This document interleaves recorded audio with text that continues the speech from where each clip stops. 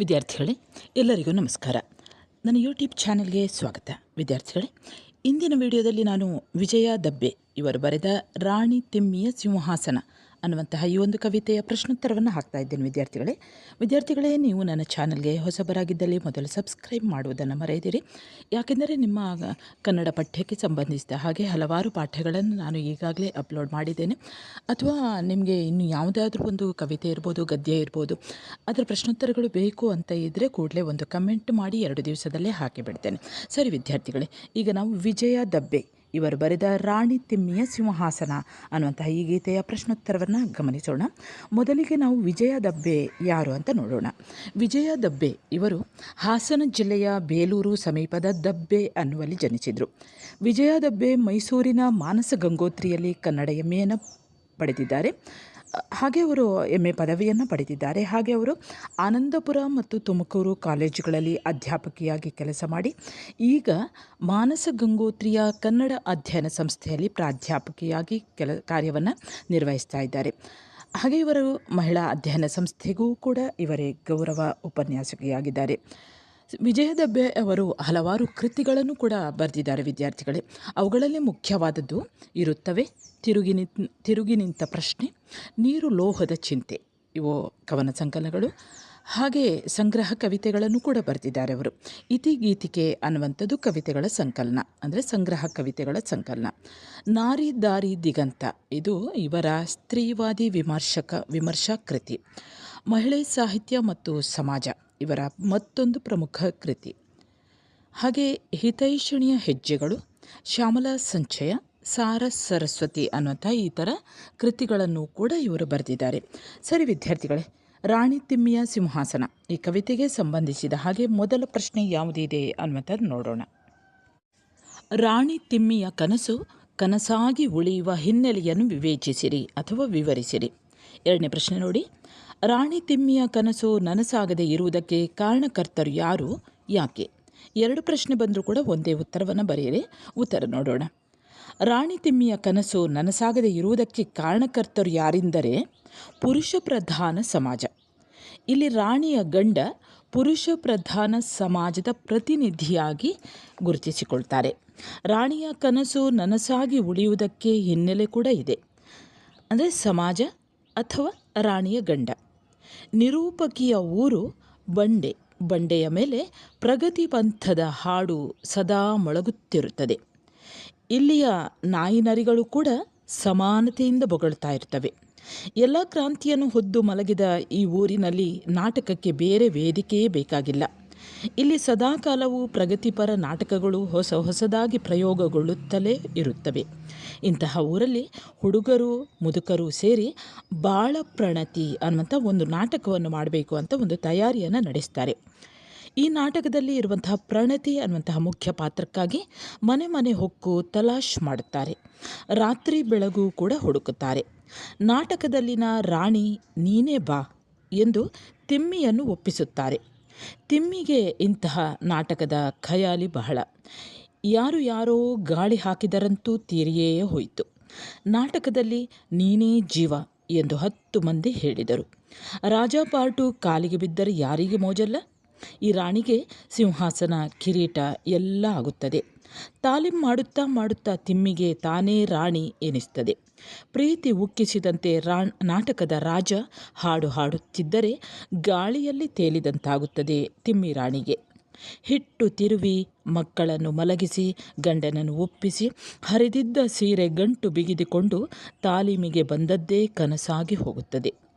ನಾಟಕವನ್ನು ಆಡುವ ದಿನವೂ ಕೂಡ ಹತ್ತಿರ ಬರುತ್ತದೆ.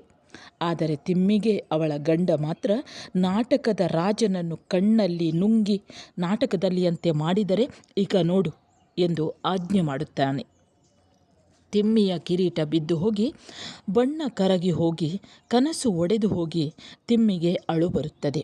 ಇಲ್ಲ, ಮಾಡುತ್ತೇನೆ, ನಾನು ರಾಣಿಯಾಗುತ್ತೇನೆ ಎಂದು ತಿಮ್ಮಿ ಗಂಡನ ವಿರುದ್ಧ ಪ್ರತಿಭಟಿಸಿದಳು, ಅಬ್ಬರಿಸಿದಳು.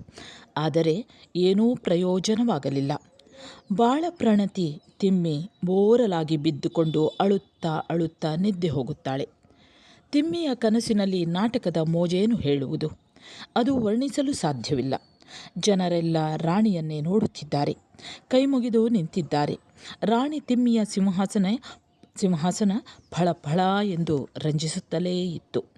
ಪುರುಷ ಪ್ರಧಾನ ಸಮಾಜದಲ್ಲಿ ಹೆಣ್ಣಿನ ಸ್ವಾತಂತ್ರ್ಯ ಸಮಾನತೆಗಳು ಕೇವಲ ಕನಸಿನ ಮಾತು. ಅವು ನನಸಾಗಲು ಪುರುಷ ಪ್ರಧಾನ ಸಮಾಜ ಬಿಡುವುದೇ ಇಲ್ಲ ಎಂಬುದನ್ನು ಈ ಕವನ ಅತ್ಯಂತ ಧ್ವನಿಪೂರ್ಣವಾಗಿ ಪ್ರತಿಪಾದಿಸುತ್ತದೆ. ವಿದ್ಯಾರ್ಥಿಗಳೇ, ಆ 2 ಪ್ರಶ್ನೆಗಳಿಗೂ ಕೂಡ ಇದೇ ಒಂದು ಉತ್ತರ. ಸರಿಯಾಗಿ ಗಮನಿಸಿಕೊಂಡ್ರೆ ನಿಮ್ಮ ಸ್ವಂತವಾಗಿ ಉತ್ತರವನ್ನು ಬರೆಯಲು ಸಾಧ್ಯವಾಗ್ತದೆ. ಸರಿ, ಈಗ ಮುಂದಿನ ಒಂದು ಪ್ರಶ್ನೆ ಇದೆ ನೋಡಿ. ರಾಣಿ ತಿಮ್ಮಿಯ ಸಿಂಹಾಸನ ಈ ಕವನದ ವಸ್ತು ಮತ್ತು ಆಶಯವನ್ನು ವಿವರಿಸಿರಿ. ಉತ್ತರ ನೋಡಿ. ರಾಣಿ ತಿಮ್ಮಿಯ ಸಿಂಹಾಸನ ಈ ಕವನದ ವಸ್ತು ಮತ್ತು ಆಶಯ ಬಹಳ ವಿಶಿಷ್ಟವಾದದ್ದು. ಪುರುಷ ಪ್ರಧಾನ ಸಮಾಜದಲ್ಲಿ ಹೆಣ್ಣಿನ ಸ್ವಾತಂತ್ರ್ಯ ಸಮಾನತೆಗಳು ಕೇವಲ ಕನಸಿನ ಮಾತಾಗಿ ಬಿಡುತ್ತದೆ. ಅವು ನನಸಾಗಲು ಪುರುಷ ಪ್ರಧಾನ ಸಮಾಜ ಬಿಡುವುದೇ ಇಲ್ಲ ಎನ್ನುವುದು ಈ ಕವನದ ವಸ್ತು ಮತ್ತು ಆಶಯ. ಇಲ್ಲಿ ತಿಮ್ಮಿ ಕನಸಿನ ನಾಟಕದಲ್ಲಿಯೇ ಸ್ವಾತಂತ್ರ್ಯ ಸಮಾನತೆಯ ಕನಸನ್ನು ಕಾಣುತ್ತಾಳೆ. ಆಕೆ ರಾಣಿಯಾಗುವ ಕನಸಿನಲ್ಲಿಯೇ, ಅಂದರೆ ರಾಣಿಯಾಗುವ ಬಯಸುವಂತಹ ಕನಸಿನಲ್ಲಿಯೇ ಅವಳಿಗೆ ಸ್ವಾತಂತ್ರ್ಯ ಸಮಾನತೆಗಳ ಆಶೋತ್ತರಗಳು ವ್ಯಕ್ತವಾಗ್ತದೆ. ಇದನ್ನು ಈ ಕವನ ವಿಜಯ ದಬ್ಬೆಯವರು ಬರೆದಿರುವಂತಹ ಈ ಕವನದಲ್ಲಿ ಬಹಳ ವಿಶಿಷ್ಟವಾಗಿ ಪ್ರತಿಪಾದಿಸಲಾಗಿದೆ. ಊರಿನ ಹುಡುಗರು ಹಾಗೂ ಮುದುಕರು ಬಾಳಪ್ರಣತಿ ನಾಟಕದಲ್ಲಿನ ರಾಣಿಯ ಪಾತ್ರಕ್ಕೆ ತಿಮ್ಮಿಯನ್ನು ಒಪ್ಪಿಸ್ತಾರೆ. ಇಂತಹ ವಿಪರೀತ ಖಯಾಲಿ ಇರುವಂಥ ತಿಮ್ಮಿ ತಾನೇ ರಾಣಿ ಅನ್ನುವ ಹಾಗೆ ಕನಸು ಕಾಣುತ್ತಾಳೆ. ತಾಲೀಮು ಮುಗಿದು ನಾಟಕ ಪ್ರಯೋಗದ ದಿನ ಬಂದಾಗ ತನ್ನ ಬಾಳಪ್ರಣತಿ ಬದುಕಿನ ನಾಟಕದ ವಾಸ್ತವ ಸತ್ಯ ಕಣ್ಣೆದುರಲ್ಲೇ ಗೋಚರಿಸುತ್ತದೆ. ನಾಟಕದ ರಾಜನನ್ನು ಕಣ್ಣಿನಲ್ಲೇ ನುಂಗಿ ನಾಟಕದಲ್ಲಿಯಂತೆ ಮಾಡಿದರೆ ಈಕ ನೋಡು ಎಂದು ತನ್ನ ಗಂಡನ ಆಜ್ಞಾರೂಪದ ಮಾತು ತಿಮ್ಮಿಗೆ ಪುರುಷ ಪ್ರಧಾನ ಸಮಾಜದ ಕಪಿಮುಷ್ಟಿತನದ ದರ್ಶನವನ್ನು ಮಾಡಿಸುತ್ತದೆ. ತಿಮ್ಮಿಯ ಕಿರೀಟ ಬಿದ್ದು ಹೋಗಿ, ಬಣ್ಣ ಕರಗಿ ಹೋಗಿ, ಕನಸು ಒಡೆದು ಹೋಗಿ ತಿಮ್ಮಿಗೆ ಅಳು ಬರುತ್ತದೆ. ಇಲ್ಲ, ನಾನು ಮಾಡುತ್ತೇನೆ, ನಾನು ರಾಣಿಯಾಗುತ್ತೇನೆ ಎಂದು ತಿಮ್ಮಿ ತನ್ನ ಗಂಡನ ವಿರುದ್ಧ ಅಬ್ಬರಿಸಿದರೂ ಕೂಡ ಯಾವುದೇ ಪ್ರಯೋಜನವಾಗುವುದಿಲ್ಲ. ಇನ್ನು ವಿದ್ಯಾರ್ಥಿಗಳ ಸಂದರ್ಭ ನೋಡೋಣ. ನಾಯಿನರಿಗಳು ಸಮಾನತೆಯಿಂದ ಬೊಗಳುತ್ತವೆ. ಈ ಮೇಲಿನ ಸಾಲನ್ನು ವಿಜಯ ದಬ್ಬೆ ಇವರು ಬರೆದ ರಾಣಿ ತಿಮ್ಮಿಯ ಸಿಂಹಾಸನ ಅನ್ನುವಂತಹ ಕವನದಿಂದ ಆರಿಸಿಕೊಳ್ಳಲಾಗಿದೆ. ನಿರೂಪಕಿ ತನ್ನ ಊರು ಪ್ರಗತಿ ಪಥದ ನೆಲೆ ಎಂಬುದನ್ನು ಹೇಳುವಂಥ ಸಂದರ್ಭದಲ್ಲಿ ನಿರೂಪಕಿ ಮಾತನ್ನು ಹೇಳುತ್ತಾರೆ. ನಿರೂಪಕಿಯ ಊರಿನ ಬಂಡೆಯ ಮೇಲೆ ಪ್ರಗತಿ ಪಂಥದ ಹಾಡು ಮೊಳಗುತ್ತದೆ. ಅಲ್ಲಿ ನಾಯಿಮರಿಗಳೂ ಕೂಡ ಪ್ರಗತಿಪರ ವಿಚಾರ ಗೊತ್ತು, ಅವುಗಳಿಗೂ ಕೂಡ ಪ್ರಗತಿಪರ ವಿಚಾರ ಗೊತ್ತಿರ್ತದೆ ಎಂಬುದನ್ನು ಕವಯಿತ್ರಿ ಹೇಳುವಂತಹ ಸಂದರ್ಭದಲ್ಲಿ ಈ ಮೇಲಂತೆ ಹೇಳುತ್ತಾರೆ. 2ನೆಯ ಸಂದರ್ಭ ನೋಡಿ. ಹಾಡ್ತಾ ಇದ್ದರೆ ಗಾಳಿಯಲ್ಲಿ ತೇಲಿದ ಹಂಗಾಯಿತು. ಉತ್ತರ ನೋಡಿ.